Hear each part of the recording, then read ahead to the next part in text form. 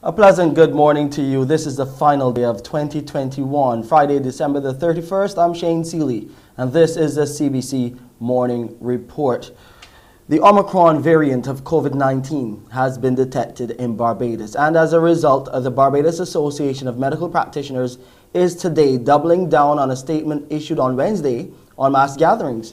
And some big ones are expected tonight for All Year's Night celebrations, as well as for tomorrow, the first day of 2022. Joining me live to address some of BAMP's concerns and recent appeals is Dr. Adana Grandison. She's the acting president of the association. Dr. Grandison, always great to have you here on the Morning Report. Good morning, and thank you for having me this morning, this last day of 2021, Shane. Yes, and with the last day of 2021, yesterday we learned something that we expected, that the Omicron variant has been detected here. It's kind of in line with what we've been seeing in recent dashboards, with somewhat of a mini explosion in the number of cases over the past few days. Talk to us about your concerns. You issued that statement on Wednesday. Talk to us about some of the concerns listed in that statement as far as mass gatherings are concerned, some big ones expected tonight. Absolutely, Shane. We are concerned given the fact that tonight is probably going to be the biggest night, most often considered for mass gatherings, not only here in Barbados but internationally. And we are just appealing to the public to ensure that we do it safely if we have to go out. We do know that the Omicron variant is here. We have one confirmed case of Omicron on the island. And we also know that this is not really a time to drop our guard, certainly as it relates to our COVID-19 fight here in Barbados. And so BAMP has made a very strong appeal, given the fact that we have this particular gathering that we believe that many Barbadians will partake in. We know a lot of persons go out to watch fireworks. Some even go to parties. That they should still, where possible, try to protect themselves. Certainly mask wearing, frequent sanitization, social distancing where possible, and certainly proper ventilation, hence our appeal to have these events outdoors. This is really a big push. We have noted Omicron is a lot more transmissible than any of the other variants thus far that we've come across. And because we know what the context is for Barbados in terms of our elderly population, certainly our unvaccinated population, and most importantly, our population with non-communicable disease burden in Barbados, we feel very firmly in terms of encouraging persons to continue to follow the protocols and to continue to safeguard themselves. Omicron has been a game changer for many countries across the world, a number of them opting to reintroduce restrictions, not so much curfews, but a lot of restrictions that we are seeing across the board, and in some cases curfews. Would you want, as the acting president of BAMP, to see Barbados go in that direction now, knowing that Omicron is present? I don't think at this point in time that we need to further lock down the country or enforce restrictions. As we have seen before, there's a time for restrictions and curfews, and usually that is before you actually have a variant in the space, or before there's something of concern, so that it's a protective measure to keep it out. We know that it is here. Our source markets have very high percentages of this virus within their population, and with our increased visitors coming to the island, it is something that lockdown measures or curfews would need to be instituted a lot earlier to ensure that we safeguard our population. So at this point in time, given the fact that we do know, based upon the reports, that it is a milder disease profile, we're asking that persons safeguard themselves and really try to really protect themselves as they go about their journeys. And certainly if you don't have to go and socialize, spend a quiet night in reflection. I am certainly not going partying on All Year's Night. It certainly wasn't the catalyst for me writing the recommendation. But I think it is because I take responsibilities for my family, my patients, and I just want to continue to be safe to be able to provide for them. And I think that at this point in time, that's probably the best thing that everyone can do, be socially responsible. We're going into a new year, Dana, Dr. Grandison, and we're looking at elections just around the corner.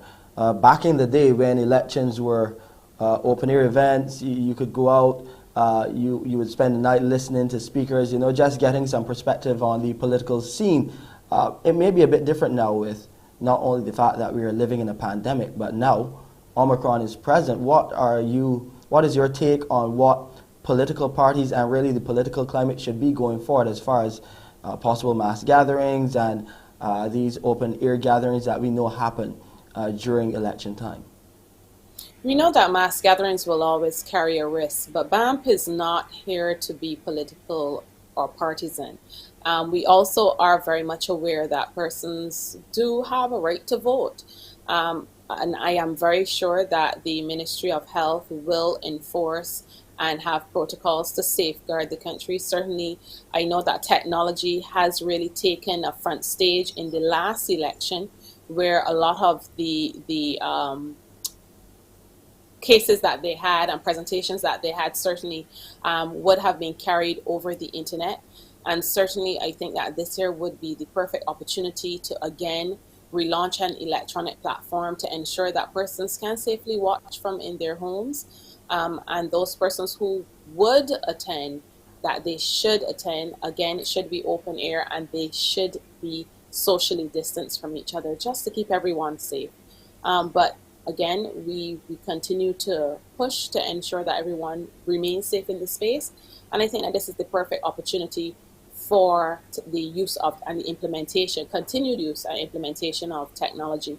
Certainly, we have known of international cases where elections have been held safely in a pandemic. And so I am very confident at this point in time that the ministry will put the correct measures in place to ensure to not only safeguard the persons who are campaigning and canvassing and working directly with the election, but also the public, because I think that that is most important to safeguard against those spiking of numbers here locally in the country. I've been doing some reading, Adana, and I'm seeing how Omicron is affecting younger people, especially children. What are you learning about how this strain is affecting the youth? Yes, that is something that we have been seeing where the youth have been more affected. There's a concern that they're affected because they're interacting a lot more, not wearing masks as they properly should. And certainly, especially in the UK, we would have seen a lot of, and the US, we would have seen a lot of cases in that young adult population and even some of the pediatric population. Certainly, especially in the US, we would have seen it especially very prominently among the African American population, which is of concern. And if it is one thing I had to take away from the data that we are seeing coming out so far, it's really that this virus does not target any particular group of persons, any particular class, race, or otherwise. It is a respiratory virus. Once you are in the space with someone that has it and you're breathing and you remain exposed, you do not take the proper healthcare preventative measures, public health interventions that are non-pharmacologic, that we always heart, that we use quite nicely before we had the use of vaccines, we will get exposed. And so it is quite a concern for us, and that's why we continue to appeal, even though we have vaccines now in the space and the vaccine is there to prevent severe disease and death. Certainly the non-pharmacologic measures really need to be continued and really need to be upheld, which is that hand sanitization, proper mask wearing, ensuring to cover your nose and mouth, making sure that you don't tent up your mask at the top, there are no spaces to the side, and you're not getting any air coming out. And then also social distancing, that is very, very important. That's one of the things that we have been seeing. And I asked that because we're looking to resume face-to-face classes in the not too distant future. Could this variant affect the possibility of going back to face-to-face classes, in your opinion? I think I think it certainly can, given the fact that this variant is more transmissible, especially if we do have high numbers on island, it might pose a concern for face-to-face interaction for children. However, there is a very real need for children to return to face-to-face interaction in a school setting for socialization reasons, for achieving those educational milestones, and really the developmental milestones of a child. Very, very important, but we must continue to do so safely. And certainly, Omicron is a concern given the transmissibility of it. I think that now is the time more than ever to really push for the education and true understanding of how this virus really works, not just in the adult population, but also in the pediatric population. Quite often, we think that the little ones are not listening in, they don't understand what's going on, but believe it or not, they do. Mm-hmm. And it's really to have that very frank conversation with your child, understand why it's important to wash your hands, not only when going or coming from the bathroom, but quite frequently, and using that hand sanitizer that mommy or daddy has attached onto the bag to keep them safe. And also certainly putting on that mask, the importance of when to change the mask if it gets damp, these types of things to ensure that everyone is safe within the school as well as the national population. Indeed, Dr. Grandis, and the cry from so many of them, I don't want to catch COVID, Daddy or Mummy. So that is what we don't want to see happen, especially here in Barbados. But we will keep following the protocols. I'm pretty sure Barbados is an obedient population. But you stay safe, Dr. Grandison, on the front line as you keep doing your work. And Happy New Year. Happy New Year. All the best for 2022. And happy All Year's Night to you too. From BAMP, we want to extend a warm thank you very much for first having us on the show for this entire year. Continue to inform the public, and we want to continue to wish the public a safe, healthy, and prosperous 2022.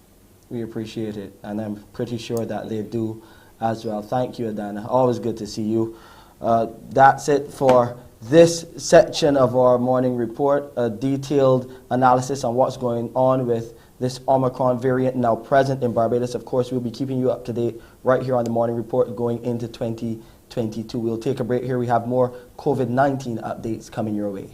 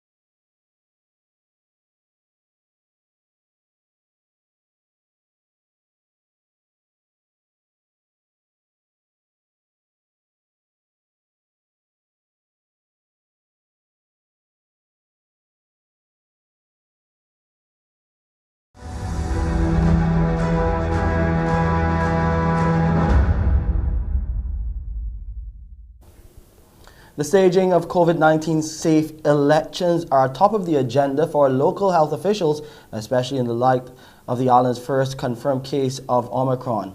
Chief Medical Officer, the Most Honorable Dr. Kenneth George, in a media conference yesterday, spoke to the provision of the necessary protocols to help control the spread of this variant. Guidelines have been issued by the Commonwealth and guidelines have been issued by WHO on the safe conduct of elections in a COVID environment. Remember, I started my discussion by saying we need to get to a level of normalcy. We have looked at those guidelines and crafted guidelines which I believe will ensure that the public remains safe. But however, based on the trajectory of COVID, the normal functions of government must continue. And therefore, we have had several examples of elections during a COVID period. Meanwhile, the head of the COVID-19 monitoring unit, Ronald Chapman, says they've discussed the protocols with electoral officials and political parties. At present, the agreement basically is that there will be 3 larger events. Parties can choose whether they want to have one at the beginning, the middle, and the end. That's their choice. And at those larger events, their restrictions would be 500 persons at this time. Meanwhile, discussions on the return of face-to-face classes are still active, and the Chief Medical Officer says discussions are ongoing with the Ministry of Education. However, he went on to say what they're actively looking to do now is to secure vaccines for those between the ages of 5 and 11. We have estimated that about 28,000 to 30,000 vaccines for the 5 to 11-year-olds based on a 75% coverage. Let's move over to the UK now, and England's National Health Service is setting up what they're calling coronavirus surge hubs at hospitals across the country amid a record number of infections and rising hospital admissions driven by that Omicron variant. The so-called Nightingale hubs will be overflow facilities for people too ill to be discharged but in need of lower levels of support. At the moment, the number of people admitted to hospital is significantly lower than earlier in the year. Around 900 were admitted on Thursday, compared to 4,500 per day last January. But the number is rising. The latest figure shows that hospital admissions are at the highest level since March. However, despite a rise in hospital admissions, the number of people in intensive care is dropping. Roy Challens is following developments in London. The NHS has basically given a ballpark figure of about 10,000 hospitalisations at any one point for when things start to get really tricky, and they are just creeping over that benchmark for England at least. So the plan is to set up what they're calling 8 surge hubs at various hospitals around the country. There'll be temporary structures put up in, car parks, etc., and each one will have about 100 beds capacity. Doesn't sound much, but the hope is that that will be enough to deal with any overspill from the main hospitals. If it's not, they are looking at other sites to set up around 4,000 more beds to deal with a super surge event. They're hoping that none of this is needed. Like the Nightingale hospitals weren't really needed earlier in the pandemic, but they want to have the safeguards in place just in case. Time to welcome Pearson now. He's going to take you through the final day right here with us on Morning Barbados. In a few minutes' time, Pearson, it seems like almost a replay of going into 2021, where we saw an outbreak of COVID-19 cases going into what was this year. Omicron. It's all over the news. Yeah, it is. Omicron indeed. But it's life. And so we're going to live it to our fullest. And so when you join me at 6:30 this morning, we'll be, while looking forward, taking a look back also on some of the people, faces and places we've been this past year on Morning Barbados. So you'll get to see once again some of the outstanding interviews we've done, some of the interesting people, some of the laughs we've made, as well as the big dance at the end of it all. So just a little bit of what you can expect when you join me at 6:30. We'll be spending some time looking back, but looking forward at the same time. So it's back to you, Shane. A year in review. Looking forward to it, Pearson. We'll take a break here, but when we come back, we're going to hit the campaign trail yet again, tell you what's the latest happening there right here on the Morning Report.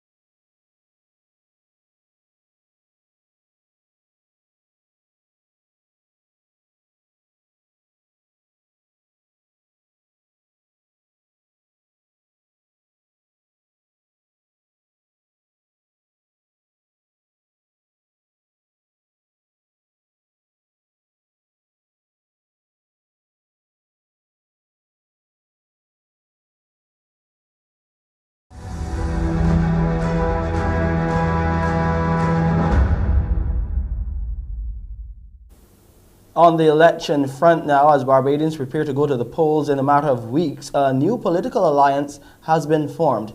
The opposition leader, Bishop Joseph Atherley's People's Party for Democracy and Development, has combined with the United Progressive Party. We hear more from our Sharika Griffith. The PDP and UPP have come together to form the Alliance Party for Progress, or APP. Alliance Party for Progress. That is a coming together of the United Progressive Party and the People's Party for Democracy and Development, both in terms with respect to the event of the elections scheduled for January 19th and beyond. Opposition leader Bishop Joseph Atherley, speaking during a press conference, said he's been asked to serve as the party's political leader, while former UPP leader Lynette Eastman will be his deputy.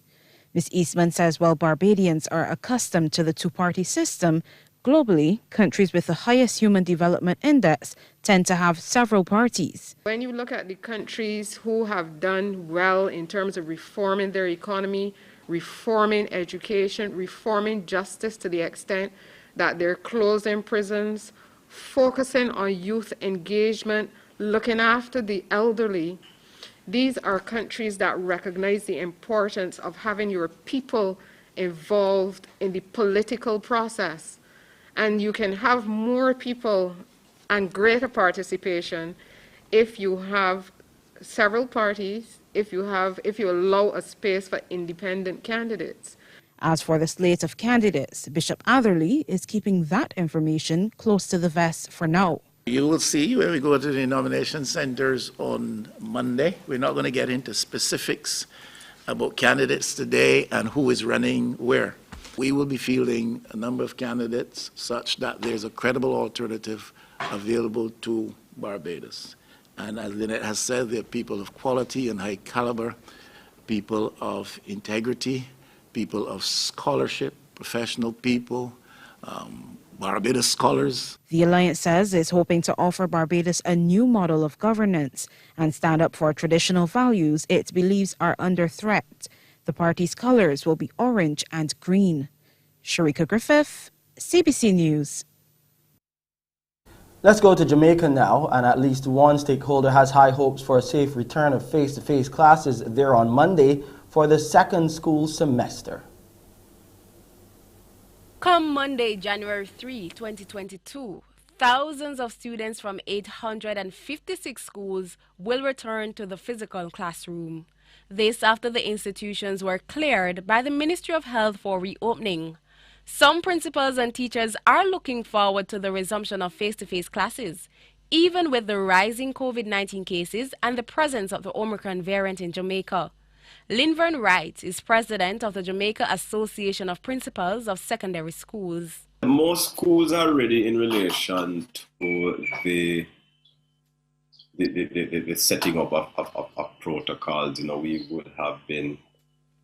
have gone through all of that already. So I think all of us have to be wise in how we watch what is happening with Omicron.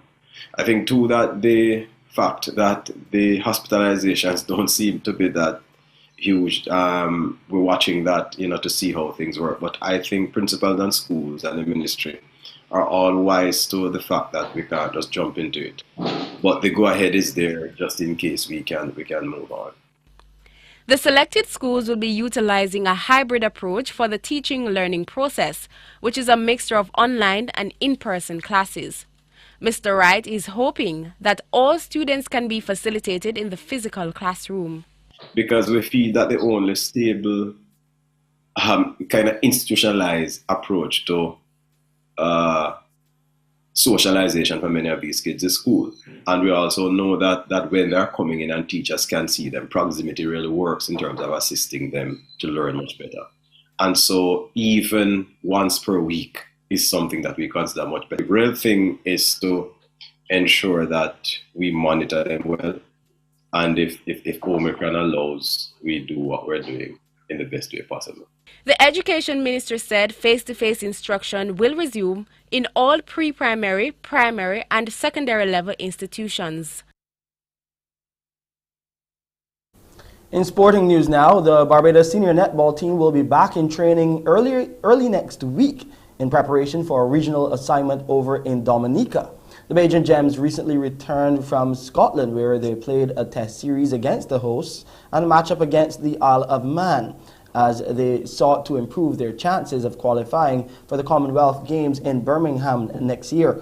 Speaking to CBC Sports, the president of the Barbados Netball Association, Nisha Cragwell, says their participation in the Commonwealth Games is still not cemented.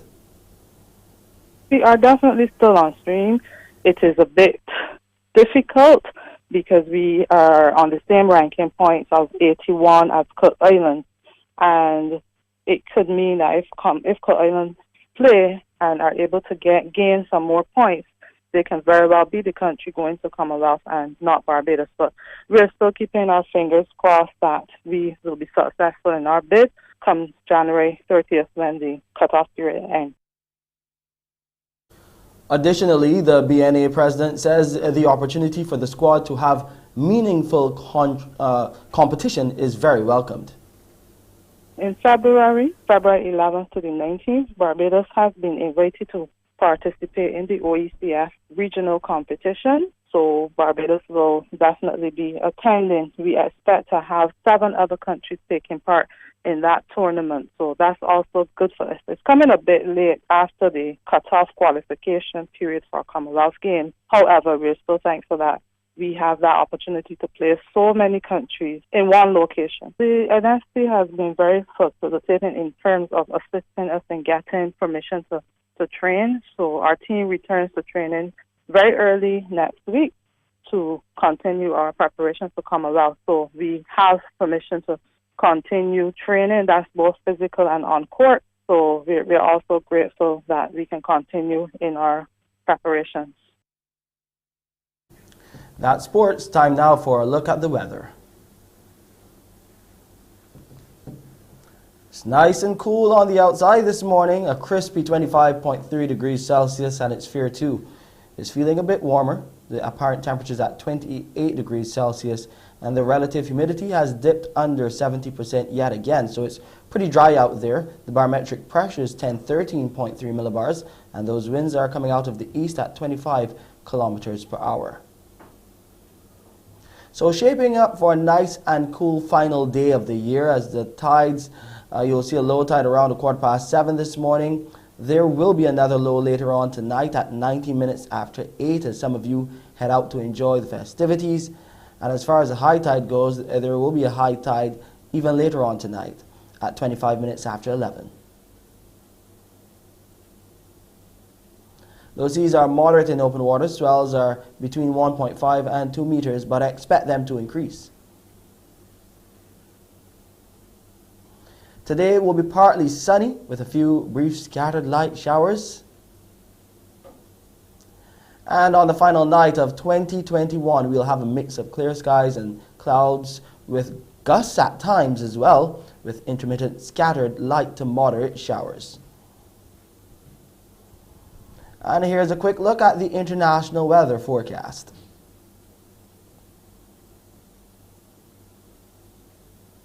So it would be probably good to walk with an umbrella if you're heading to an outdoor event, but whatever you do, please be safe. That's it for the final edition of the Morning Report for 2021. I'm Shane Seeley. Up next, it's Pearson Boeing with Mornin Barbados.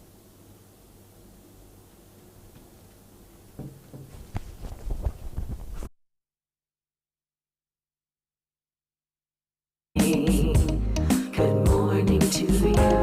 Good morning, morning, morning, morning. Good morning to you. Good morning, morning Barbados. Good morning. Good morning to you. Good morning, morning Barbados. Good morning. Wake up, wake up, wake up. Morning to you. Good morning to you indeed, and welcome to today. Today is December the 31st. We've just come to the end of a year now. Indeed, just matters of hours away from the welcoming of a brand new year, 2022. So here we are.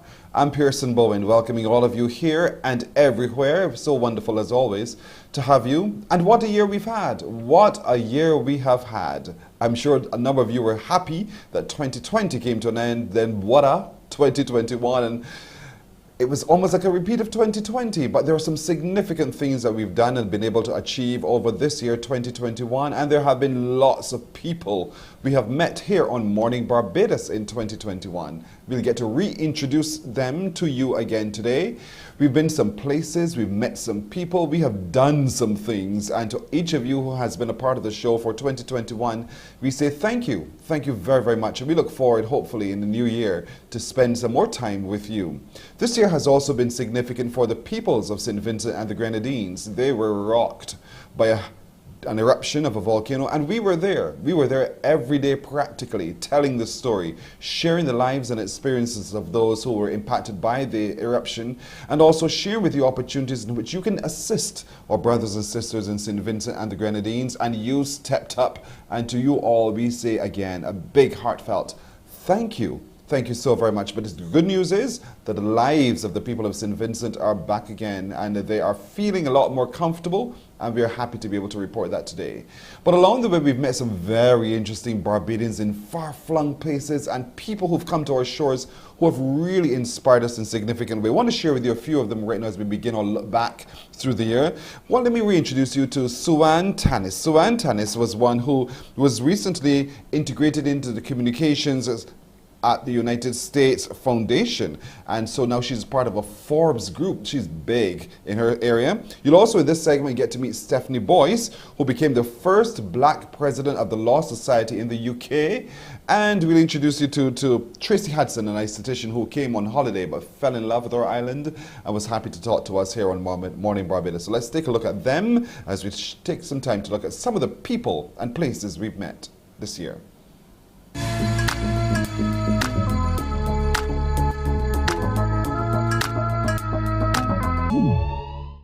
Our next guest is Suan Tanis. She is a Senior Director, Integrated Communications with the United Nations Foundation, but she is Barbados born, and she has just accepted an invitation to sit with the Forbes Communications Council. She joins us now. Suan, good morning to you. Good morning, Pearson. Good morning, Barbados. Good to have you. Congratulations. And thank you for accepting the invitation to be on the Forbes Communications Council. Those who are watching this morning will probably remember you from the Caribbean Development Bank and say, yeah, that's Suan. So congratulations and all that. But what is your position? What's your role at the moment? I want to take some time to know you as Senior Director, Integrated Communications with the United Nations Foundation. What does that entail?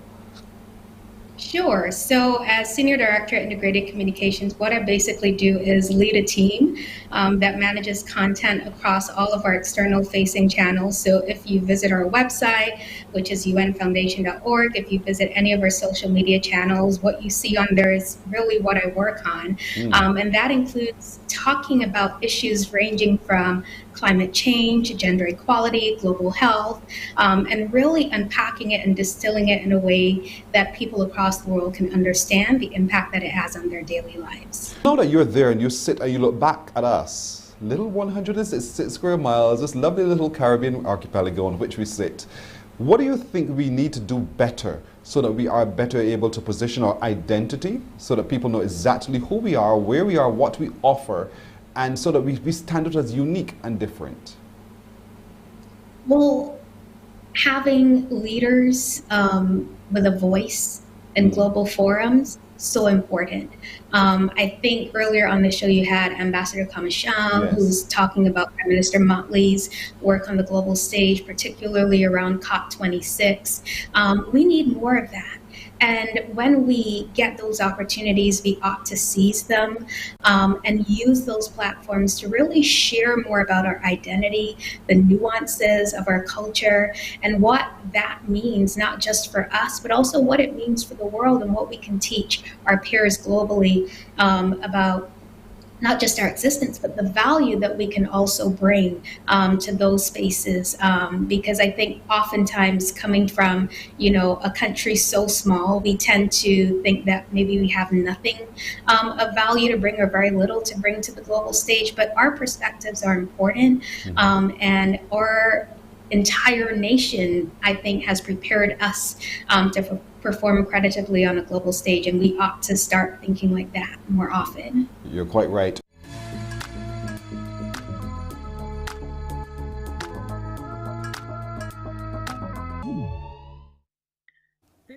I know you're asking, who is she? Well, she is now the incoming president of the Society of England and Wales, a law society. And so we're happy to join with her this morning. Good morning to you, Stephanie Boyce. Welcome. Good morning, Barbados. Now, when we see the name Boyce, immediately we think Barbados and immediately we think St. Lucie. Tell us a little bit about where your family's from. Well, absolutely. So, yes, my father, my grandmother, my family emanate from Alexandra in St. Lucie in Barbados. Now, I must tell you, that's my parish as well. That's my parish of birth. So for me, it's a celebration to know that one of us has ascended now to the position of president of the Society of Law in England and Wales. What does that attainment mean to you? It still takes my breath away to become the 177th, the 6th female, and the first person of colour, the first black office holder of the Law Society of England and Wales in its almost 200-year history is a remarkable achievement. And one, it feels like I'm still dreaming, but a remarkable position to occupy. How much of your Caribbean association really has girded your loins so that you could be the woman you are today? Well, I'm in no doubt that, my strong upbringing in terms of a sense of justice, right or wrong, that was instilled in me from a young age. Both my parents are very acutely aware of their own background. I've been to, at the moment, actually, in fact, it would be remiss of me if I didn't mention my family in St. Vincent also. And we spent the weekend mobilising ourselves and sending provisions, a barrel to St. Vincent. And we will continue to do so as, we unite with family and friends in St. Vincent for the circumstances that they, the volcanic eruption that they are now living with. But, both my parents and my grandparents, as I say, who came to the United Kingdom, my grandfather came in around 1960, my grandmother in 1962, my maternal grandparents, my father in 1964 at the age of 17. But I have been back a number of times to Barbados and indeed St. Vincent with my father to Barbados and family. So it would be, to have and we still have strong Caribbean influence today. Yes. On Sunday, we still have that. that big meal. Family meal is important. Well, that's excellent advice indeed.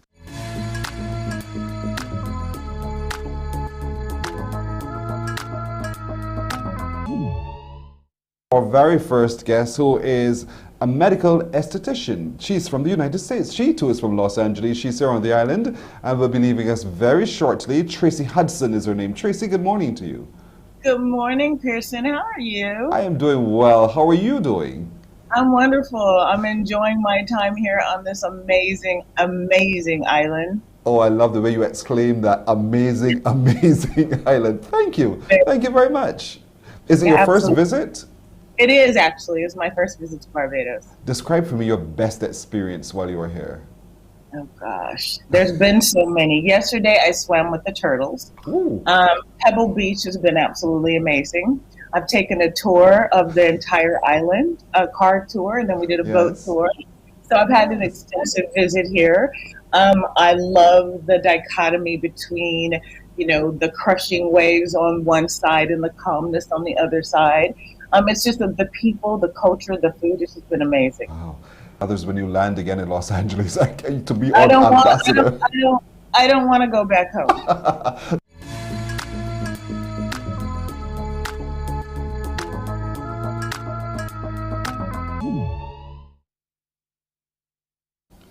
They were so fun. I'm telling you, if you're like me, I'm going to be watching to see, wait, he had all that last time. I'm sure a number of you are doing that this morning as well. Look at what he's wearing. He wore that time, he's wearing it again this time, but that's all right. Life is brief. And certainly we want to thank you to all of you who've come through our doors, literally come onto our screens to tell your story and to allow us to be able to present you to the world. It's been our immense pleasure. We're going to take a break right here. When we come back, there's much more on Morning Barbados as we look back today. Morning, morning, morning. Good morning. Good morning to you.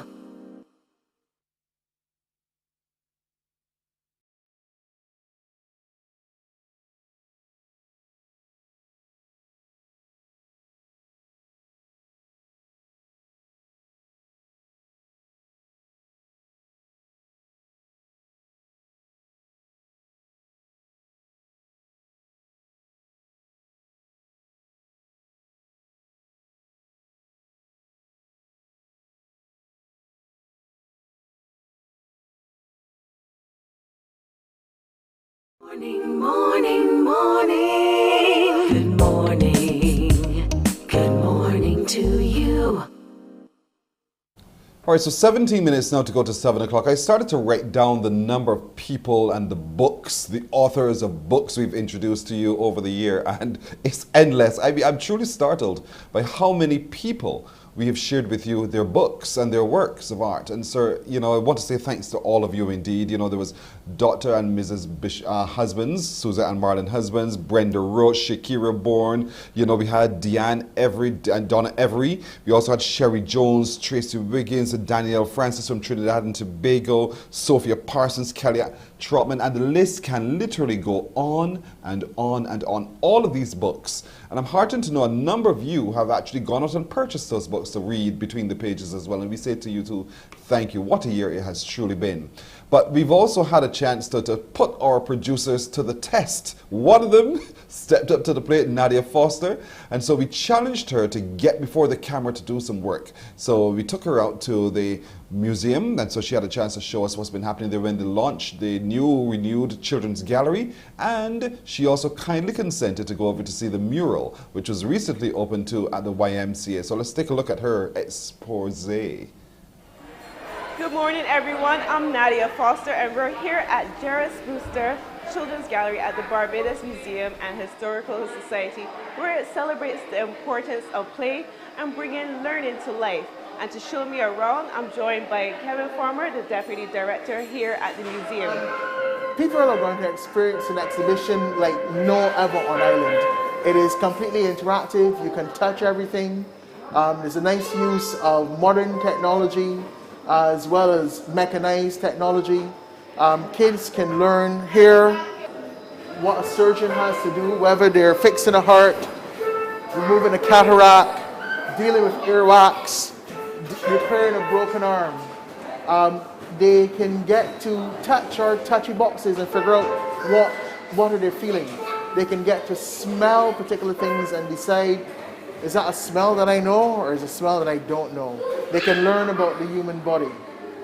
They can explore the ideas of how we see things differently, whether normally through magnification or see it how a fly sees it with a couple thousand lenses. At the same time, kids can build stuff, see how it works. They can play with gears and manipulate gears to actually see how things work. They can build particular items out of paper. We have a kind of a wind tunnel, and they can play with that and see if they actually can fly. And then, of course, they can learn also about the chattel house, how it's constructed, where it began. They can actually cut out and design their own chattel house based on what we have here. So these are but some of the things that they can come and explore at Explore. The YMCA launched its Safe Space initiative of a mural. The 5,000 square foot mural, and the longest in the Eastern Caribbean, depicts the history of Barbados, the YMCA, and various activities offered by the organization. Good morning and welcome to the YMCA Safe Space Initiative. I'm super proud and excited that we've been able to launch this project with the help of all of our volunteers and our lead artist, Mr. George Gill. There's so much more for this project, and we just want to encourage you to support us and join us as we continue to build youth and build a better Barbados.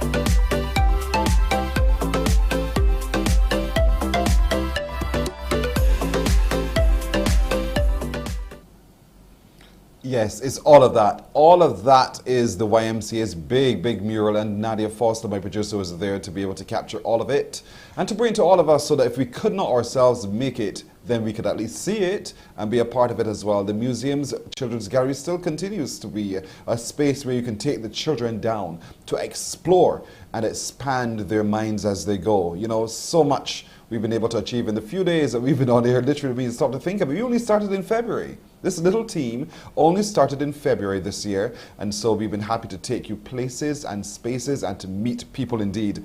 We had a chance also to meet with Miss Barbados World, you know, Hilary Ann Williams. Amazing, absolutely intelligent and beautiful too. And so we were moved by her passion for what she's doing, and so we wanted to support her, so she was happy to be a part of our show over the year as well. We also met this year the folks from Ghana. That's right, we have a contingent of nurses and medical professionals in from Ghana, and we were able to connect with the Ghanaian Association of Barbados Faith. Ampy and Earl, all of our team, week after week, came by to share with us the experienced life of Ghanaians and similarities and differences. And to all of them, we say a big thank you too for being a part of Mornin Barbados this year. We also had a chance to connect with a number of contributors who have been consistently appearing with us week after week, like Dr. Birchwood. That's right, Dr. Gillian Birchwood, our pediatrician, sterling service she renders in that area, and so to her we say a big thank you. Marlon Husbands, who are 12 Keys to a Strong Finish, has really lifted a number of people's spirits to see that it is possible, in spite of your challenges, to have a strong finish. We spent time in the chapters and book, and so to him too we say a big thanks. Our girl, Joan Underwood, the book isn't even finished yet, but we're continuing to explore the manager's toolkit to make us better and more effective managers and supervisors, not just in the workplace, but you can actually use a lot of these tools and techniques in your home, in your individual relationships as well. So we have big thanks to her as well. Big thank you to Brittany Seal. Now, Brittany is young, and Brittany in her youth is running an agency, Work Consultancy Inc., which provides great consultation, which provides great advice for those of you who are in employing our HR professionals as well. So Brittany, thank you for coming by every week that we would have had you on to share with us some really cool tips and techniques. And speaking of that, Stacey, who could forget Stacey with a big bright smile looking at our etiquette, whether we're in front of a camera or sitting face to face, all of the things we need to be mindful of, from our backgrounds to our foregrounds, our makeup, the hair, to everything. Stacey was there to share with us what we needed to pay closer attention to. Chantal Selman helped us through our nutrition Mondays with Chantal, and Chantal came by, she mixed this and that. She found those herbs and everything else, and certainly she was able then to be able to give us what we needed to make ourselves a lot fitter. Now, we also got a chance to make a number of things from home, a number of very interesting people who we've met, who've been making it from home. And so today we're going to reintroduce you to Faye Ford. Faye, who was introduced to us through Right. Thank you, LaShawna, as well. She is doing some great work as F&J's Shoe Repair there in St. George.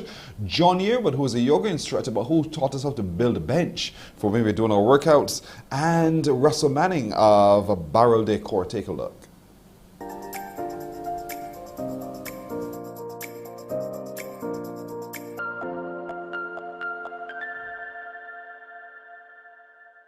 We saw your story, we thought this is such an interesting story. A woman, first of all, in shoe repair and shoe making, but most of all, how you've been able to take yourself from a teenager right through to now in this business that you operate. Tell us a little bit about your journey thus far. When did it start and how did it start? Well, it started when I was in school. We were being sent by government from school to the Polytechnic to learn a trade. So it started from there.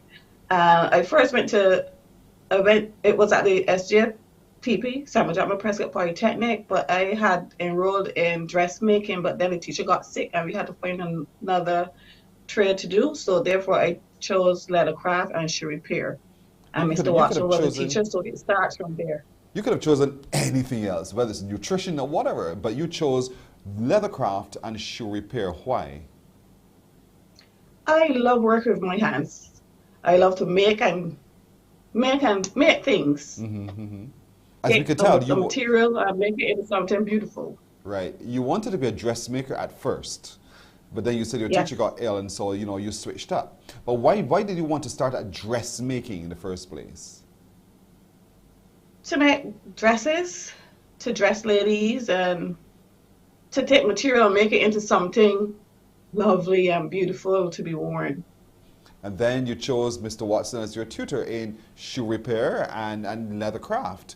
How was that though? Yes, I mean, that's not dressmaking at all. That's so distinctly different from dressmaking. Yes, it is, but it's something more challenging. Because first it was shoe repair, repairing shoes. People's shoes are worn, so you take them and you re-sole them, you re-heel them, make them look like new again. And then the leathercraft came in after, so you take a small piece of leather, whether it be tan leather, whether it be belly leather, whether it be whatever size or kind of leather, and make it into something beautiful to be worn by hand, bag, or feet. And then you decided, having completed all of that at the SJPP, then it was, you decided to make this your lifetime profession. Why? Well, I didn't choose it to make my lifetime profession, but I've done various things. I've did care of the elderly.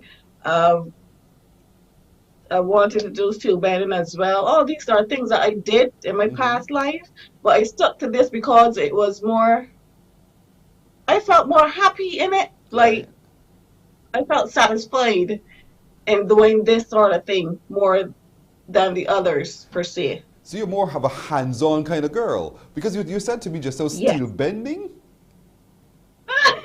Yes, I got a certificate in that time. In that time, you're going to risk it now, right? Yeah. Fair enough. No. So,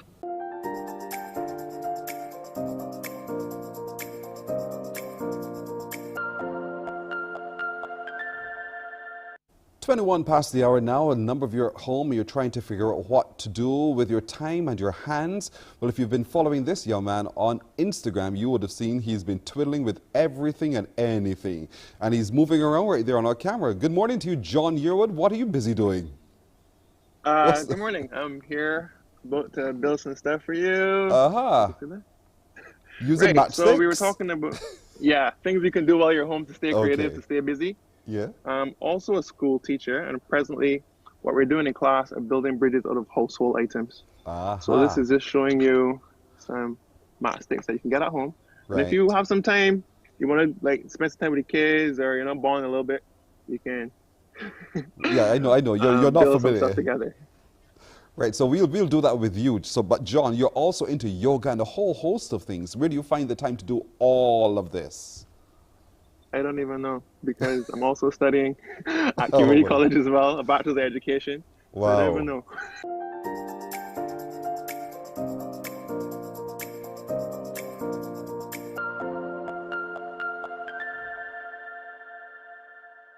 Here's before time slips away, just as a token of my appreciation, I put together this for you. Look at that. Sweet.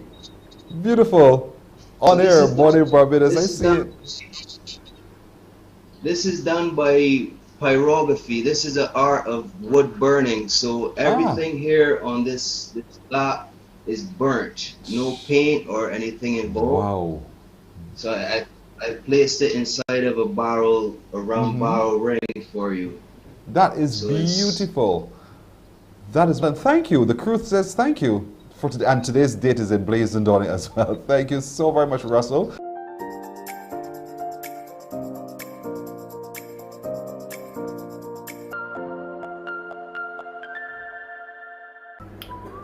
Hi, Morning Barbados. Morning, Mr. Pearson. My name is LaQuesta Boom. I'm a chef, and I'm here today to show you how to make your own homemade mint and coriander dressing. It also could be used to marinate your chicken breast. If you have your chicken breast and you feel to do something different, it could use on your lamb chop or your rack of lamb. So let's get started.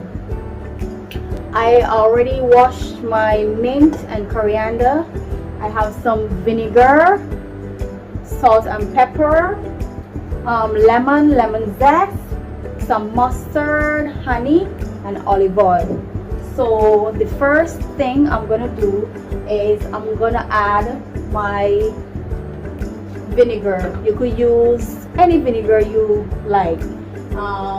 I have rice wine vinegar. You could use red wine vinegar, apple cider vinegar, or regular vinegar. It doesn't matter. I'm gonna squeeze half a lemon. But first I'm gonna zest it because I need a little zest in it.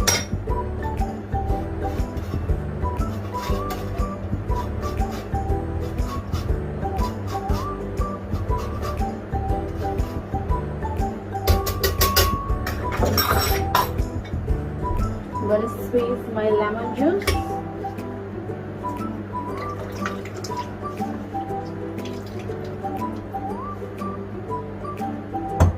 And then I'm going to start with my emulsifying.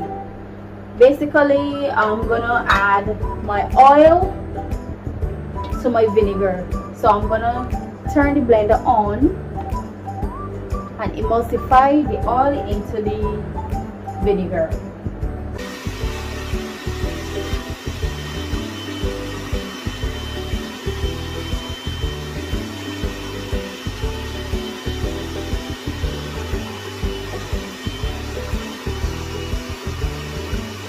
I'm gonna add my honey to sweeten my dressing because I like mine a little sweet.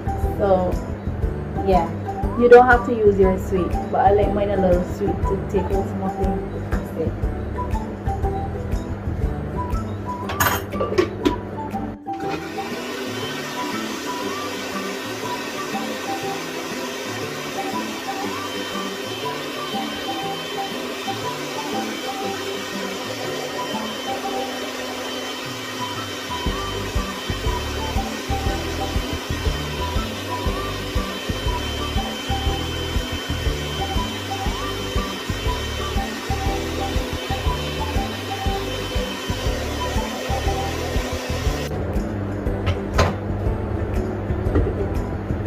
there you have it, your own salad dressing.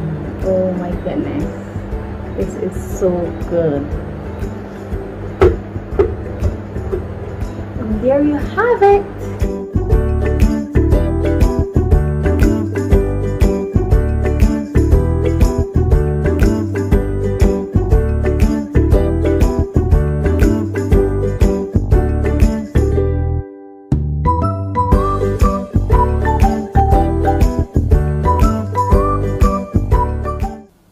So there you go, Loquessa right there, showing us how to do it from home indeed. And we want to encourage more and more and more of you to do it from home. And when you do it from home, let us know. We love to showcase. We love to showcase what it is that you do, that you make from your own space, and that you, whether or not you do it just for pleasure or you do it for as a commercial entity, we'd like to hear from you. So do contact us and send us an email, and we'll be happy to feature you here on Morning Barbados. There are so many enterprising Barbadians doing interesting and exciting things in their own space. And so a big thank you to Dr. Loquessa.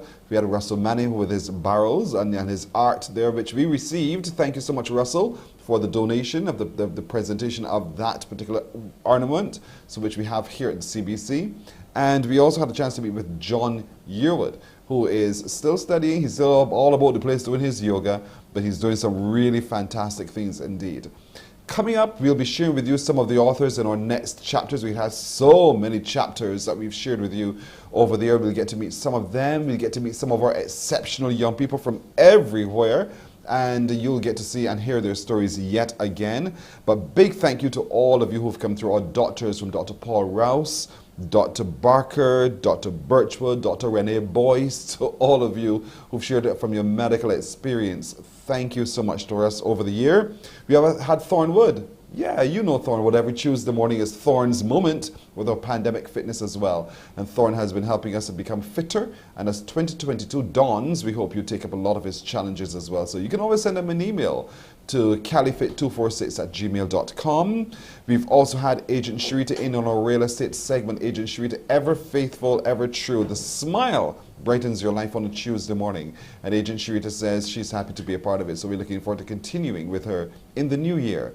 We're going to take a break here. When we come back, we'll update you on the news. Morning, morning, morning. Good morning. Good morning to you.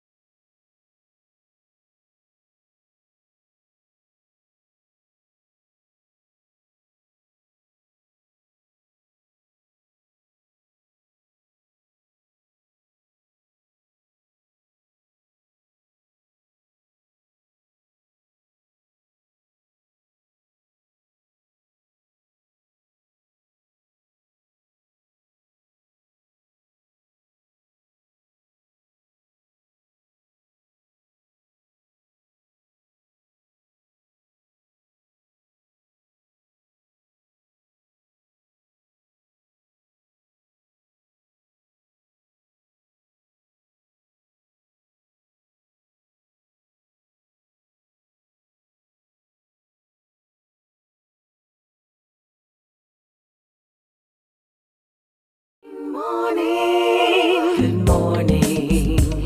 Good morning to you. Time's now 4 minutes after 7 o'clock. Let's get the news. Once again, here's Shane Seeley. Yes, Pearson, here's your 7 a.m. headline news and some breaking news to start this final day of the year. Fire officials at this hour have just extinguished a blaze at the headquarters of Pre-Conco Limited in Lears, St. Thomas. The fire apparently broke out around 11 last night. That's when fire officials got the call and responded with a number of tenders. They were able to bring it under control, but the building has been extensively damaged. We are awaiting a damage assessment on the building from the fire service. We'll update you as information becomes available. Meanwhile, we're hearing that no lockdown necessary. That's the view of the Barbados Association of Medical Practitioners in light of the detection of the highly transmissible Omicron variant of COVID-19 here in Barbados. Given her take on the situation, Acting President Dr. Adanda Granison told the Morning Report that people now need to pay even closer attention to those big mass gathering events tonight and tomorrow which could potentially be super spreaders. There's a time for restrictions and curfews, and usually that is before you actually have a variant in the space, or before there's something of concern, so that it's a protective measure to keep it out.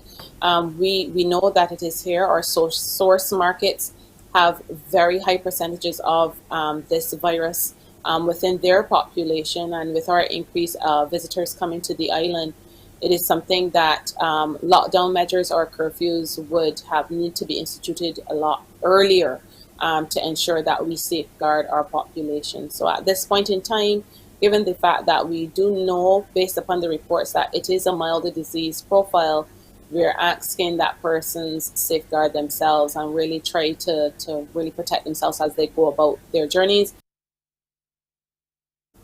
And despite the presence of the Omicron strain, Dr. Grandison is confident that elections, campaigning, and outdoor political meetings can happen safely. And I am very sure that the Ministry of Health will enforce and have protocols to safeguard the country. Certainly, I know that technology has really taken a front stage in the last election, where a lot of the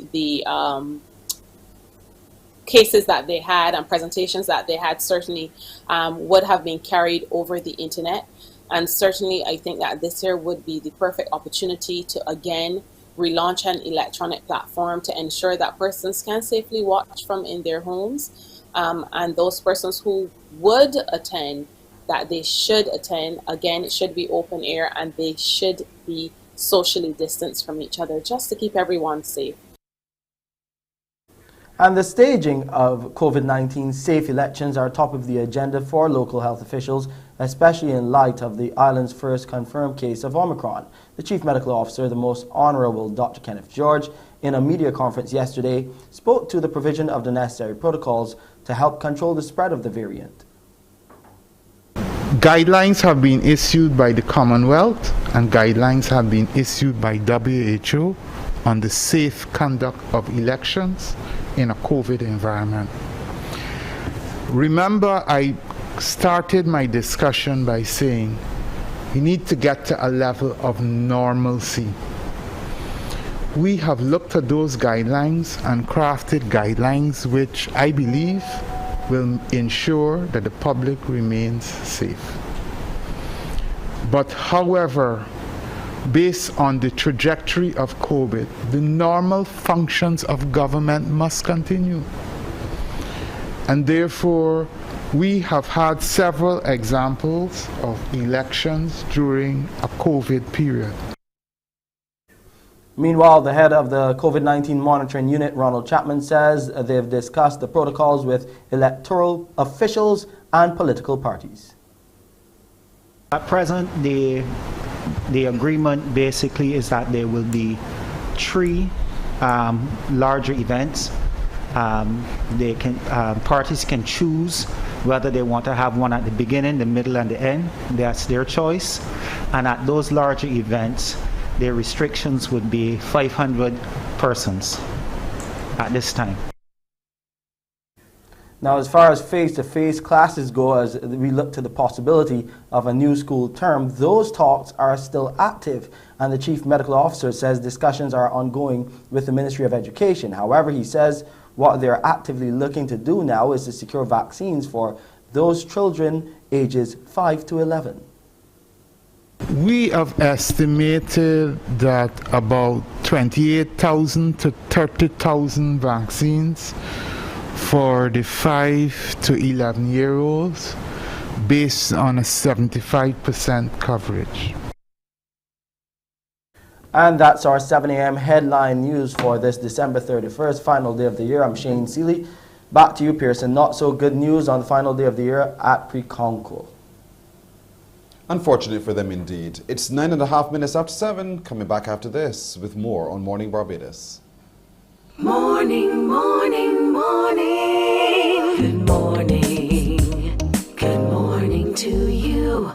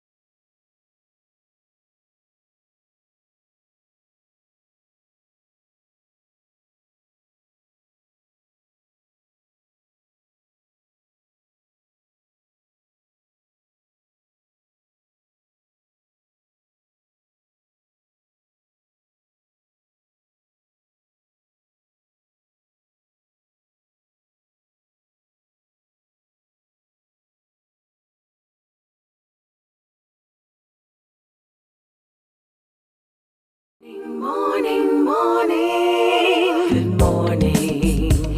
Good morning to you.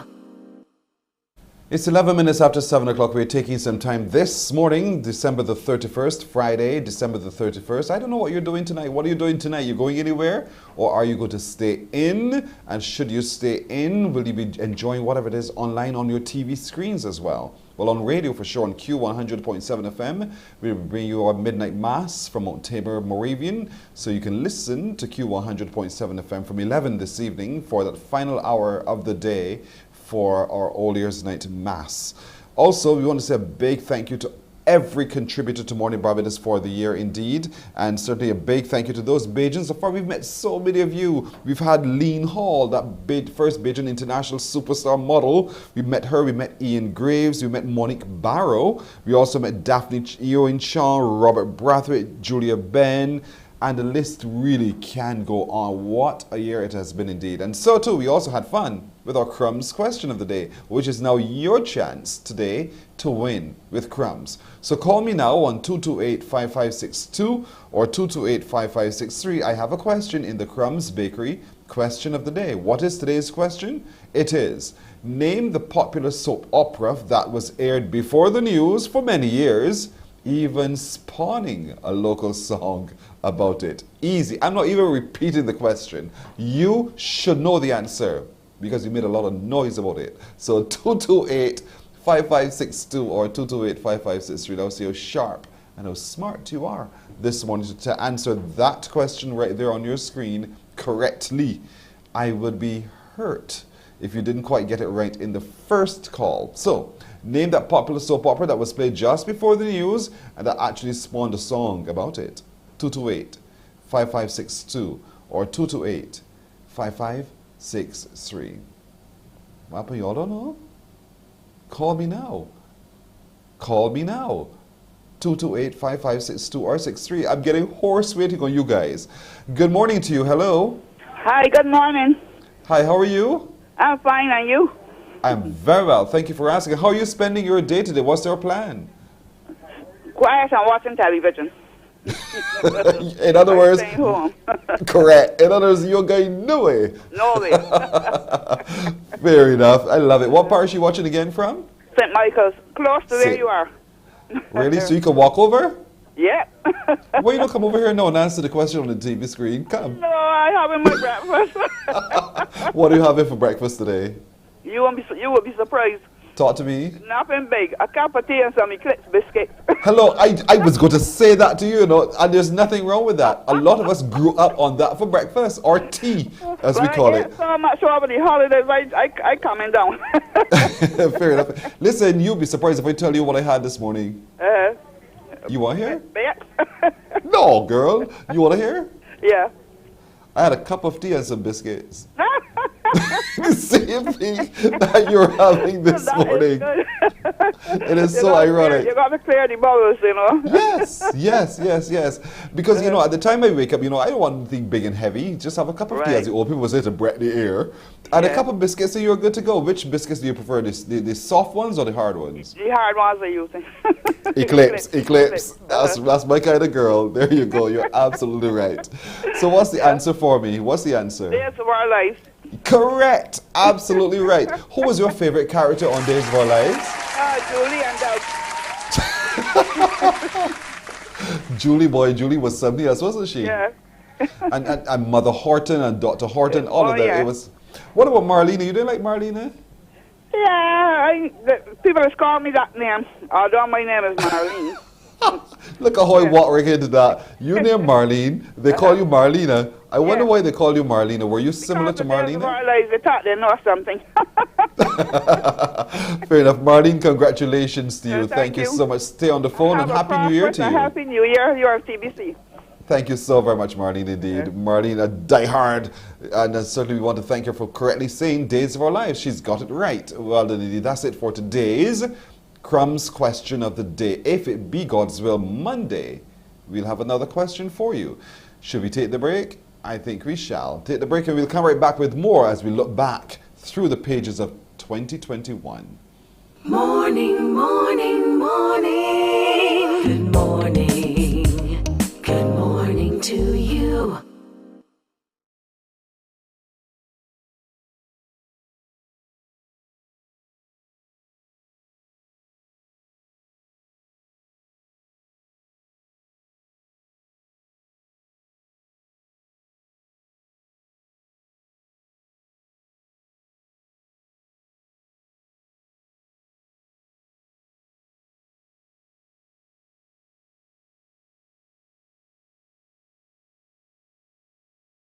Morning, morning. Good morning.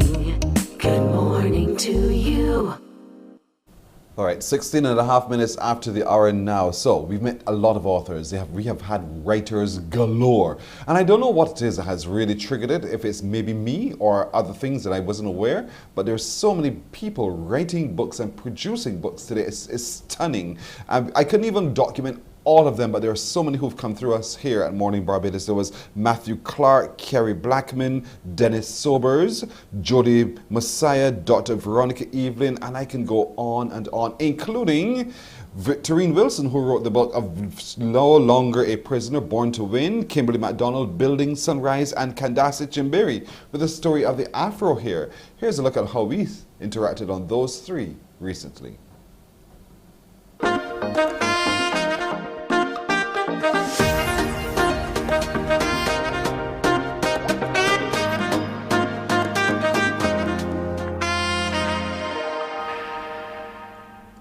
So we only have 6 minutes now to go to 8 o'clock, and we are going to bring you some victory with Victorine. Victorine Wilson is the author. You like that now? You like that now, Victorine?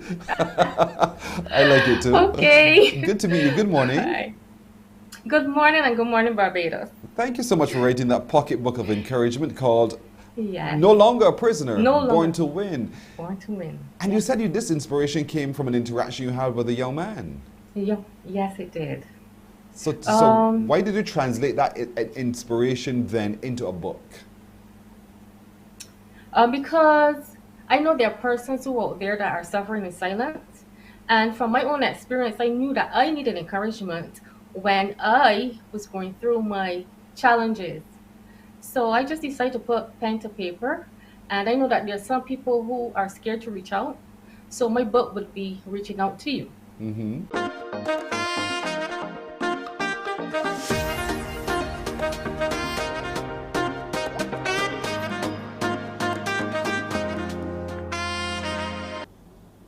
It was challenging in that I started journaling, and as I started to do that, it started to bring up certain things that I didn't even know were there. You're dealing with a medical condition, but you don't recognize how much it impacts on you mentally, obviously physically, and the various things that surrounded that. So I started and I stopped and I started and I stopped. And then I just felt, especially within a COVID environment where persons needed hope, that as many voices that can add to that experience of hope and saying, it's possible to get over this problem, it is possible to get through this difficult situation, it is possible with God's help to overcome. Yes. And that really propelled me to complete the book. And that's so inspiring, and that's the whole point. The book allows all of us to be able to be inspired, not just read it as a storyteller and say, hey, that's what happened to Kimberly for true. No, but to say, that's what's happening to me, and here is how I could use Kimberly's journey to be able to help me through my journey as well.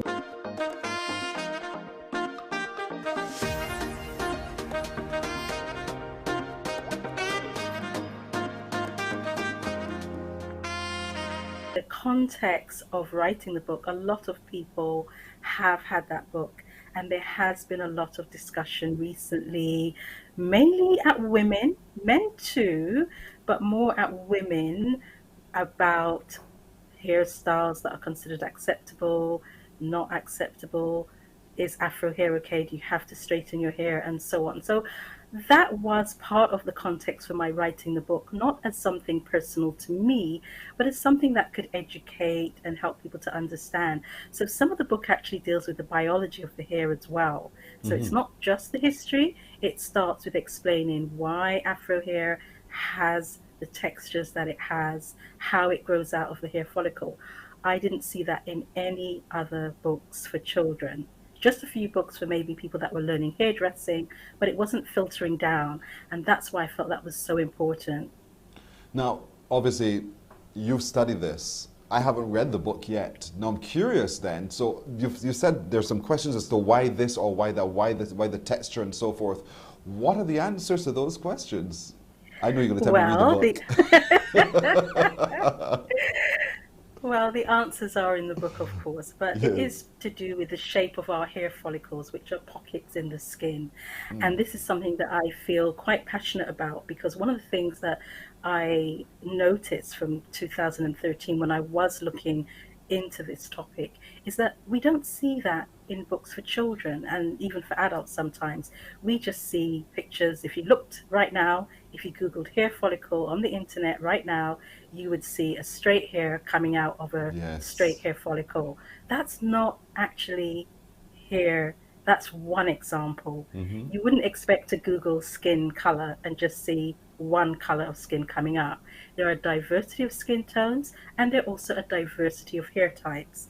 An afro hair type like mine and yours grows out of a curved hair follicle. So that's part of the reason. But there are other reasons as well, which are explained in the book. In the book.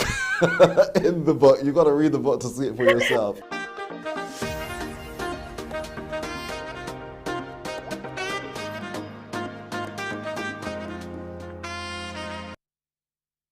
You definitely have to read the books, and the books are all flowing. And when you do read the book, remember us on Mornin Barbados. We introduced them to you. So thank you to all of the authors who've come through our space throughout the year. And we're open to receive even more of you. So feel free to give us a call. Feel free to give us an email. Feel free to contact us on our Facebook page as well, as we want to share with the world what you have been able to do. Speaking of sharing, there are a number of artists as well who've come through. We've had Lee Phillips, Chantel has been here, Jabari Brown, you know, we've had Mandy Cummins, Reese, we've had Donella, Ashe, Desmond Reese, Gabby. The list goes on. My goodness, where did the time go? All that time we spent with all of these amazing and outstanding, talented Barbadians right here on Mornin Barbados in 2021. And the doors are open to you for 2022 now. It's now time at 23 minutes after 7 to take a break, and we're coming back to meet some exceptional young people who exceeded our expectations in 2021. Morning, morning, morning. Good morning. Good morning to you.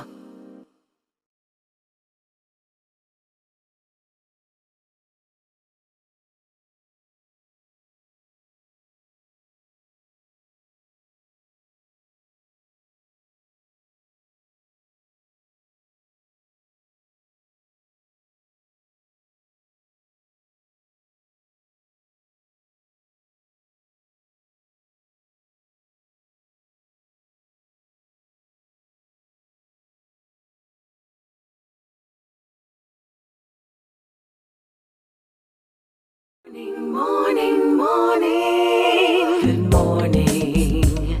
Good morning to you. Thursdays, according to you, have become one of your favorite days of the week, and we thank you so much for tuning in every Thursday, whether you catch it live or later. We thank you so much, because Thursdays have also become quite special for us at Mornin Barbados as well. It's the one day of the week when our young people truly inspire us, and for us, it's so important to show that they are great young people among us. There are excellent young people among us. It's not just little ones, one or two that we hear about in other ways, but certainly there are the numbers of young people in Barbados and the region with us who are doing great things, representing this island and representing themselves and their parents as well. So we're going to share with you some of those exceptional young people who we've met over the time. Of course, the outstanding parish ambassadors of the year hailing from the parish of St. Lucie. You'll get to meet L'Oreal Robertson, Michelle Haynes, who is himself singing on the celebrity cruises. He had a chance to crack us up one Thursday morning. Elena Bon, who is the outstanding student in the recently completed 11 plus exams. Jeremiah Browns, Zoe Sills, and of course little Maria Marshall will join us in this segment as well. So take a look.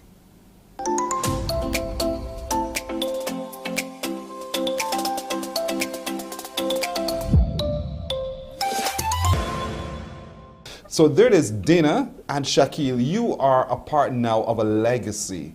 How did it feel for both of you? I'll start with you, Dana, to hear your name announced, or the parish announced as having the most outstanding parish ambassadors? What went through you?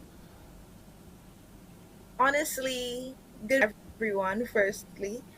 Honestly, I cannot begin to explain exactly how I felt, Pearson. I I was there sitting and I'm like, oh my gosh, I hope my parish gets it. And then when you say, so now for the most outstanding ambassadors, St. Lucie, I'm like, oh my gosh, you said it.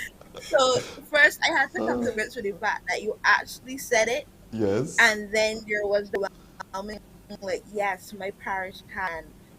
I brought it home for my, so that was, I still can't explain. So I hope that explains it for you. I understand.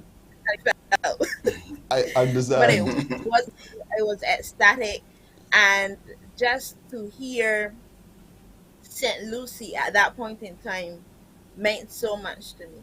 Really? What So did it thank you. mean? What did it mean to you to hear the name St. Lucie? Well, throughout my journey, along with the ups and the downs, I honestly, on so many different occasions, just said, you know what? Even although I don't feel like pushing at this point in time, it's not about me, it's about St. Lucie. I want St. Lucie to be the parish that is announced when they say most outstanding, when they say attendant of the year. So on many occasions, I took myself out of it and I did it only for my parish. And even coming up to the Spirit of the Nation show, that was the mindset. It is for my parish at this point in time. There's nothing else I can do personally. It is just for my parish. So then to hear that all the sacrifices and the time that we had to put in paid off and my parish did indeed bring it home, that was it for me. Honestly, that was it for me. You are giving me goosebumps for my parish, for my parish. That means so much even to this St. Lucie boy too. So I'm so immensely proud of that. And you, Shaki, you were so calm. I don't know how you were able to stay so composed when you heard the announcement. What went through you? What was the electricity like for you when you heard St. Lucie? What was that like? So the thing about it, the calm that you saw, that was just a front. But on the inside, I was so overjoyed and speechless and did not know what to do with myself at the present moment. But it was an amazing feeling, an incredible journey along the way. And as my partner said, our attendant preached to us that it's not about us, it's about the parish and about the country. So that kept us with the full drive to keep going, and it bear fruit in the end.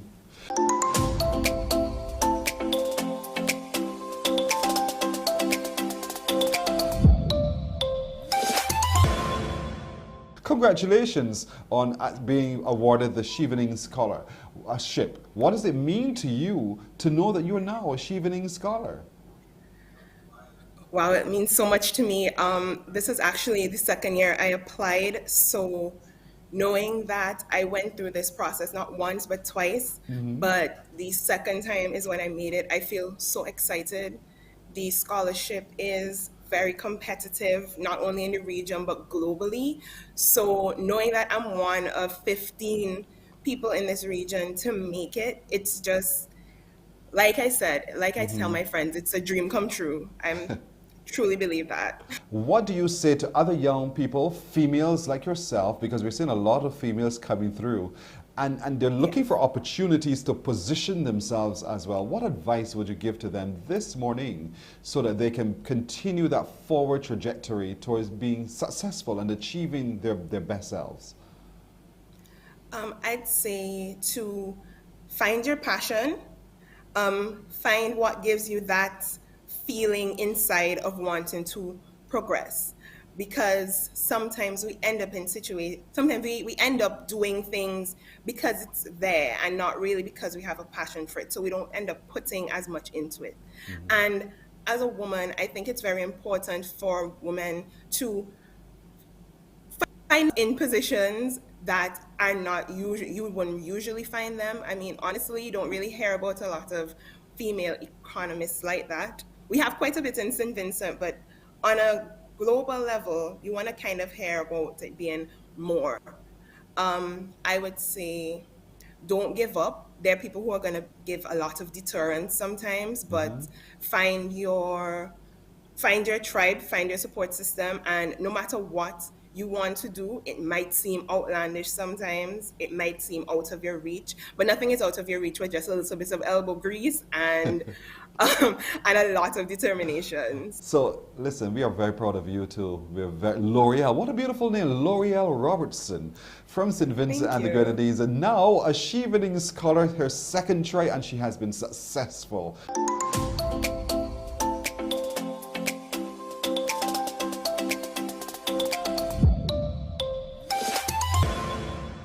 You know, we're watching now some video. Where are you in this video? Are you the gentleman there standing? Yeah, that's me right there. Yeah. Yeah, that's you. And this is aboard the Celebrity Cruises, and you're doing your usual thing. You're performing in your workspace. So, is it for you like going to work every single day, or is it just going to have some fun every single day?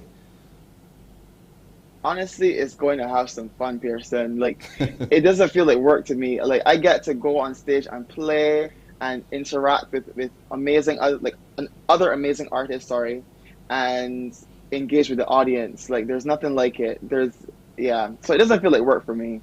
What's been that one moment you think while performing on Celebrity Cruises that you thought, wow, that just happened? I can't believe that just happened. What would you describe that to be?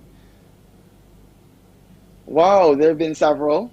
I definitely remember, actually, I'll say this one. Because usually on the ship, I never meet anyone from Barbados. Like, that's never a thing. But there was this lady, unfortunately, I don't remember her name, but we do this thing where we do like a backstage tour, and we give the guests a tour of the backstage and just show them the theater, all that stuff. And I'll never forget this lady. She pulled me aside and she said, "What going on?" And I was like, "What?" I started to freak out, Person. I started to freak out so bad because like I wasn't expecting it, and she gave me some Shirley biscuits, and she said, you're doing a great job, and she's proud of me. And I'd never met her before, but that was a really amazing moment because I never meet Bajans on the ship, so that was really cool.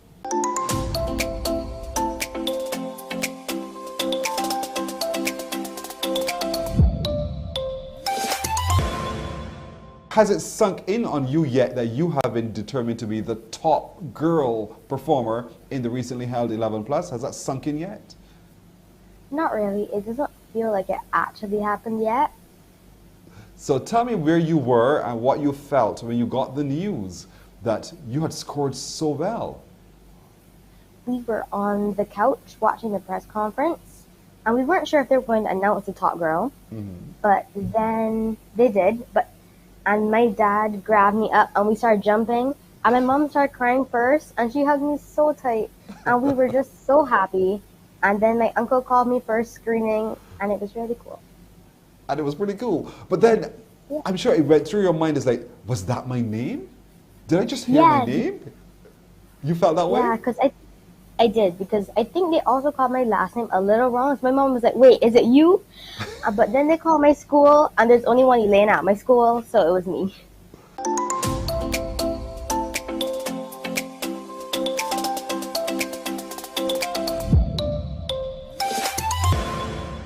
The next is the top boy in the recently concluded 11 Plus. His name is Jeremiah Brown. Jeremiah, good morning to you. Good morning. Good morning. Jeremiah, Hello. Congratulations to you. Thank you. You're very welcome. Your big bright smile makes me smile this morning. So where were you, Jeremiah, when you got the news that you were the top boy? I was at home, and my daddy told me to turn on the TV at 12 o'clock to see the press conference. Right. And when I heard my name, I was filled with glee.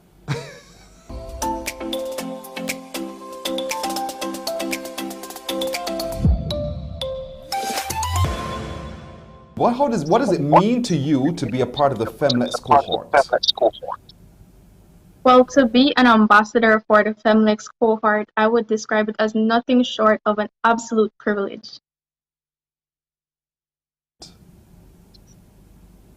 So far, the experience has been amazing. We have been exposed to so many things, and I am just proud to be a part of this bunch.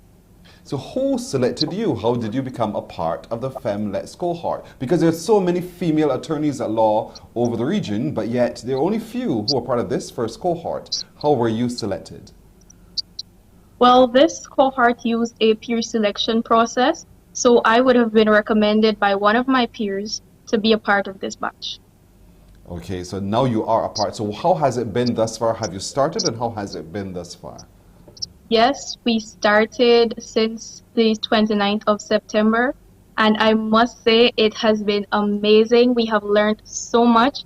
We have had both entrepreneurship sessions with the Barbados Youth Business Trust, and we have had legal luminary sessions featuring various legal luminaries, I guess I should say, or youth that we can truly learn from. We have learned about marketing, we have learned about accounting, we have learned about idea generation, we even learned about advocacy, and public speaking. Nothing short of amazing.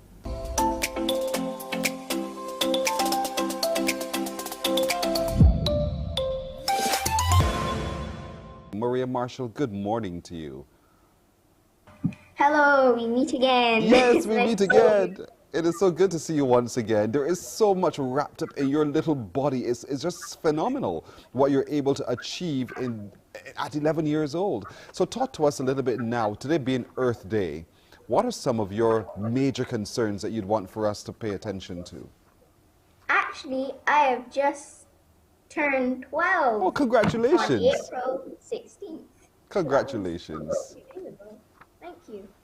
But what happens is that I just see something and I act. That's how I roll. You see something and you act. So what's the thing that you now see that you want to act on? Well, when I made my Ash Day video, that was one of them. I wanted to send a message to the people in St. Vincent who are still going through the effects of loss of prey.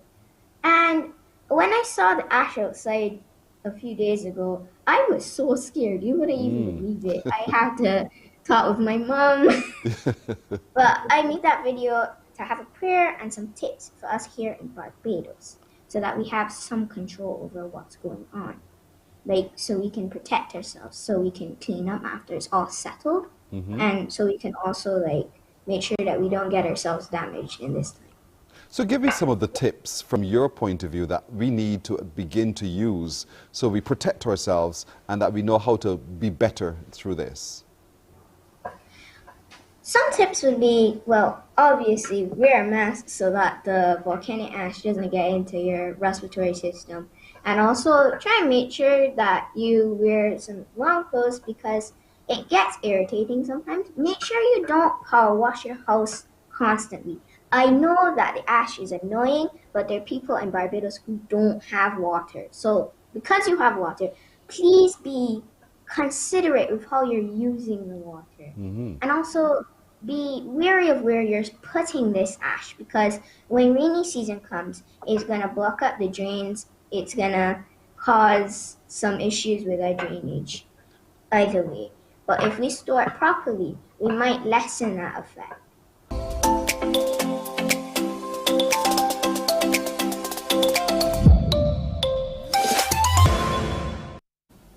Our beautiful, beautiful young people indeed. We have to celebrate them every time and every time. We're going to take a break here. We're coming right back with more on Morning Barbados. Morning, morning, morning. Good morning. Good morning to you.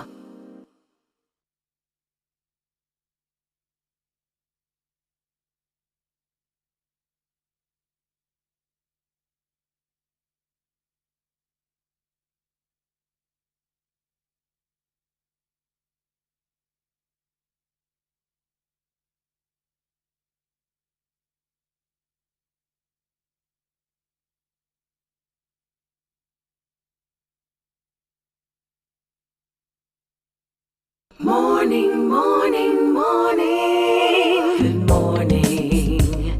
Good morning to you. 19 minutes now to 8 o'clock. This morning we're going through our diary and trying to find some of those interesting people who we've encountered over the year 2021. It has not been easy because there are so many, and each of them has been equally interesting and exciting. We've met some Bajans afar. There's Fabian Mears, a friend of mine who's in Canada. We've met Nola. We've met Anna Lee, Jason Morris. We've met Andre Hinkson. We've met Gillian Johnson. I mean, there are everywhere Bajans doing wonderful things in far-flung places as well. So now we'll get to meet some wonderful, interesting Barbadians who we've shared with you over the weeks. We're going to meet Jamie Atbar. We'll meet Reverend Beverly Hunt, siblings Sharifa and Kano Wilkinson, Fabian Mears, as I just told you in Canada, Dr. Nola Ishmael as well. So let's start with looking at the life of Beverly Hunt, Reverend Beverly Hunt, as we meet some Bajans afar.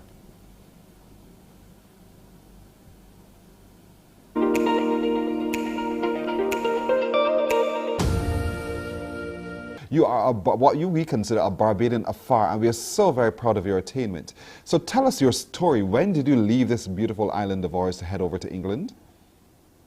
Well, firstly, thank you for having me on your show, and thanks to Rael too. I left Barbados from the Williams family in Thorpe's Cottage back in 1967, and found myself in England on a cold, grey, dark September morning. I think it was the first day of September. It was rather cold and very different from anything that I'd left behind. Yes. And I'd come here trying to be a nurse, as many girls and boys did at the time when we left our shores to come to England. So it was nursing and nursing and nursing for about 20 odd years, into becoming a sister and then an educator in a university as a head of department in a faculty of health.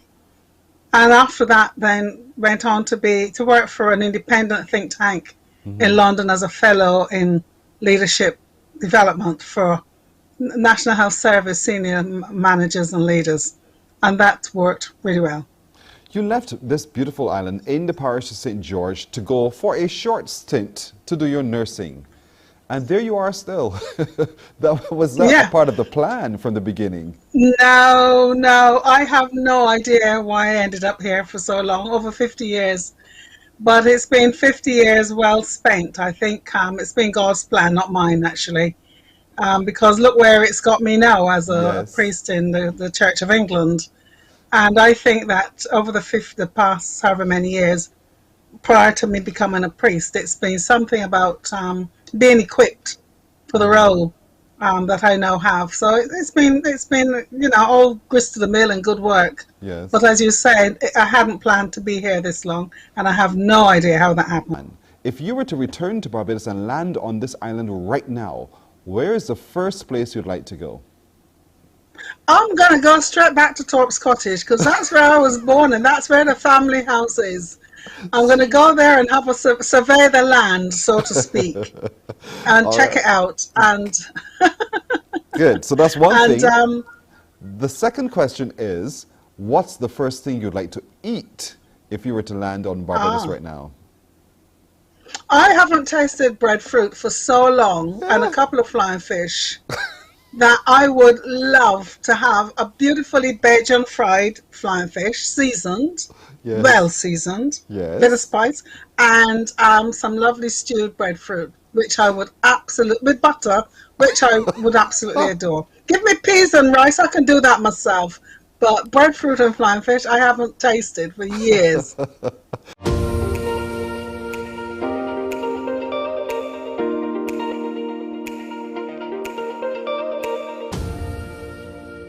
Talk to me as Barbadians in the United Kingdom. You know, it is so vastly different. You've traveled the world. You've been to Korea. You've been to Australia. And there it is. You're living your best selves, but there are some Barbadian values that you can't escape. So how do you maintain your Barbadianness while living in the United Kingdom? It's a very good question. I just wanted to say that we are Barbadian descent. I mean, both of our parents are from Barbados, and we were born in Canada, but I do think that a lot of our practices and traditions are based in the fundamentals of being what it is to be Bajan. I think from my perspective, Sundays are family time, so we cook a big Sunday meal. I've started to add macaroni pie to the list, but Good. I try and make sure it mimics as close to our traditional values as I can. So every Sunday I'll cook some rice, some chicken, some vegetables, or I'll switch it up, add some macaroni pie. Rice and peas. Right. Rice and peas. Rice and peas, yeah, but It sounds good. yeah, so What we about try. you? Have you grown an appreciation for soca music? Yes, definitely. We love soca music. I'm going to be honest. I'm not like all caught up in all the modern soca. So if you ask me who's my favorite,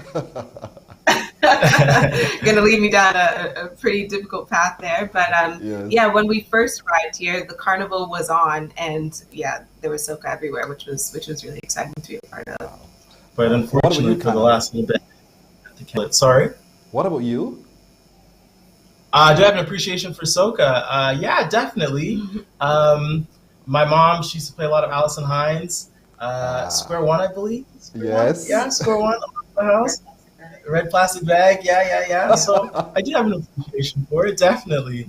And every now and then, not that I have been listening to recently, but I do find myself missing a little bit of the soca, wanting to hear some, but yeah. Very good, very good. Right now, where is the first place you'd like to go, and what's the first thing you'd want to eat? Ooh, the first place I want to go is Browns Beach. I love it. It's close to my family members. Let's go straight to the beach. Let's put my feet in the sand and go for a little bit of a swim. And then after, let's go to Chefette and have a chicken roti. You are a real Bajan. You are a real Bajan. What about you, Kano? Definitely Oysons. My uncle took me to this stand, and there was this girl who was making, I think it might have been flying fish. She was baking flying fish, and it was some of the best fish I've ever had in my life. To this day, I still dream of that fish. It was excellent.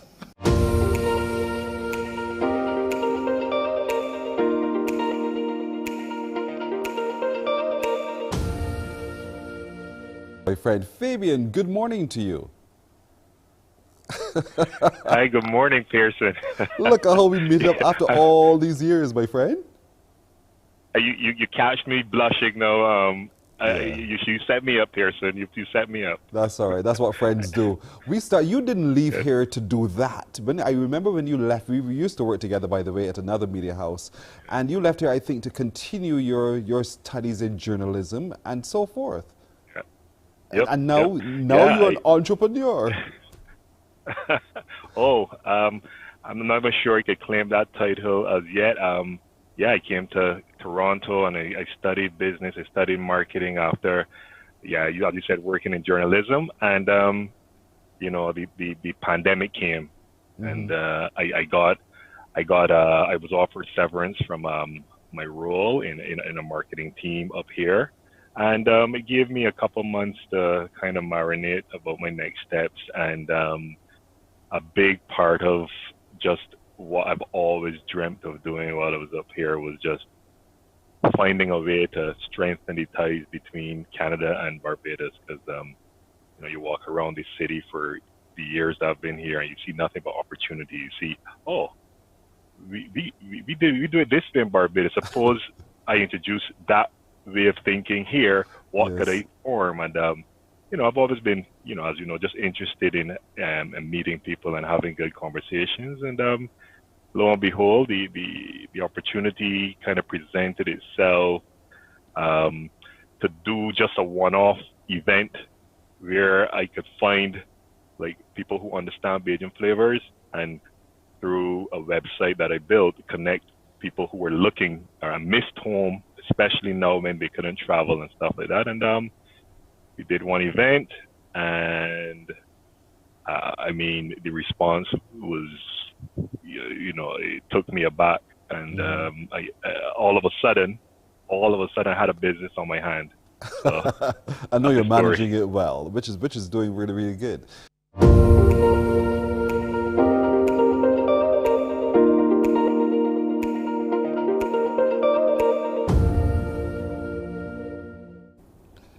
You know we love it when we meet Bajans afar. I want to introduce you now to a little girl who left Barbados in 1963, this little tiny island, to go to the big city in the UK, and ever since then has been doing big things. She is Dr. Nola Ishmael. Good morning to you, Dr. Nola. Good morning, Jason. Nice to meet you. So glad that you can be with us. We are still basking in the joy of recognizing with you your Lifetime Achievement Award. Tell us a little bit about that, first of all, and how did you feel when you got the call to be told that you were going to be recognized in that way?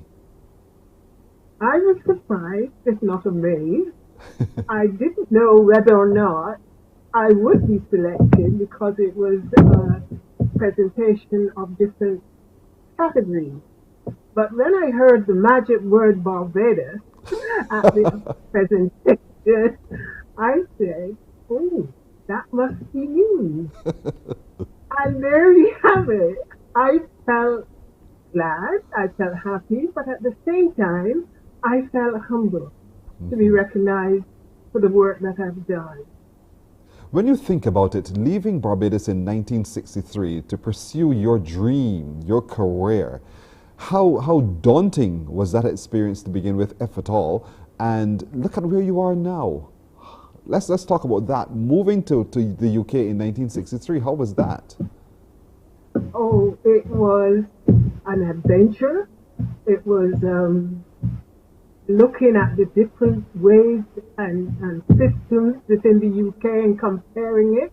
For example, I arrived in England on a cold, grey August day, having left Barbados with blue sky and wonderful, wonderful clouds and sunshine.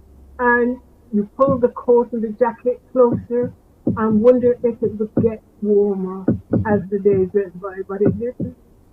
Wow.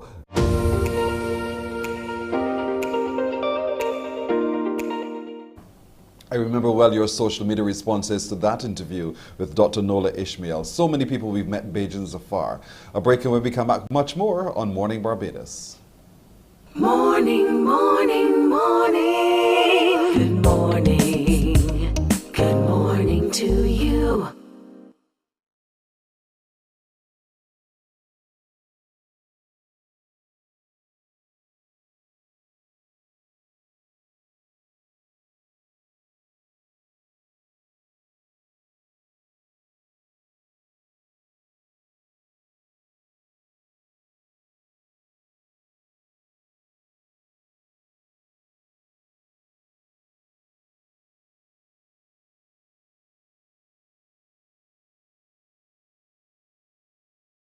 Morning, morning. Good morning. Good morning to you. 6 minutes to 8 o'clock. The time is going so very quickly by, and indeed that means 2022 is just around the corner. So we met some very interesting people also on Fresh Friday, what we call Fresh Friday, some entertainers. Kashida Dottin, one beige to the world. She sat in with us too.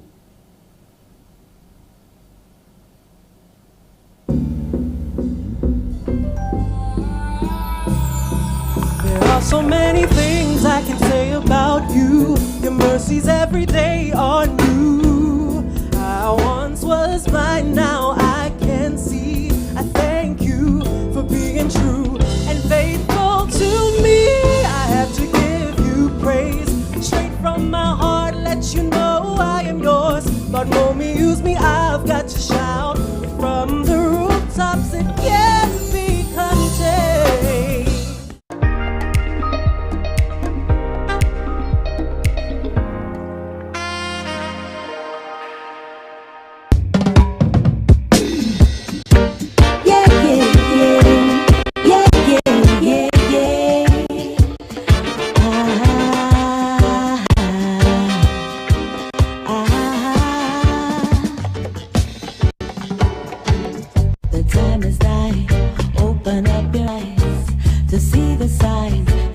Of the times, got to be wise to all of their lives.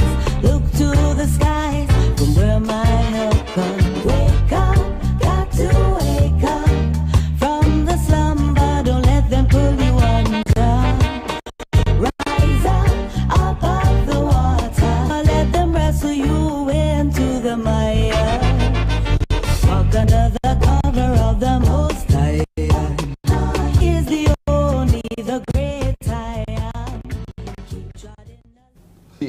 so outstanding.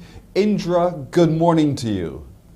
Morning, how are you? Good morning, I am great. Good to see you as always. Now, you know how I feel about you as an artist. I think you're one of our best and perhaps so underrated because you're so creative. Well done. Wake up.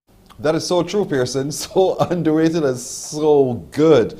Indra, indeed, our Fresh Fridays. Folks, we want to thank all of you. Thank you to Rhonda Hines-Graham. Thanks all of you who've interacted with us through the year on social media. We love it when you do what you do, and it's because of you that we do what we do. Our little team has worked hard over these 360 whatever number of days, and certainly we want to thank you for your support.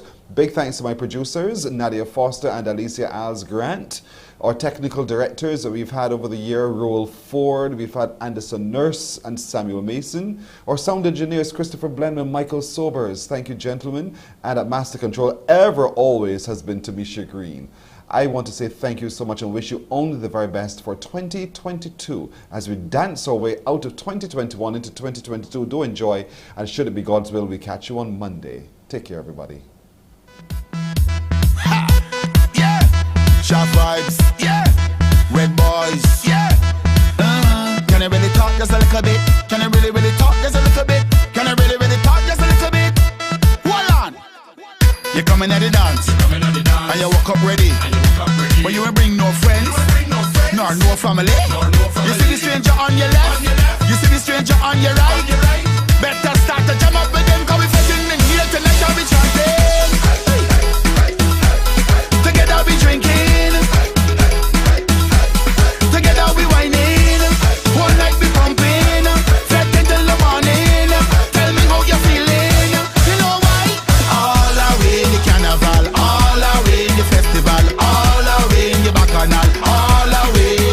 Whatever you get, I wine on your bumper.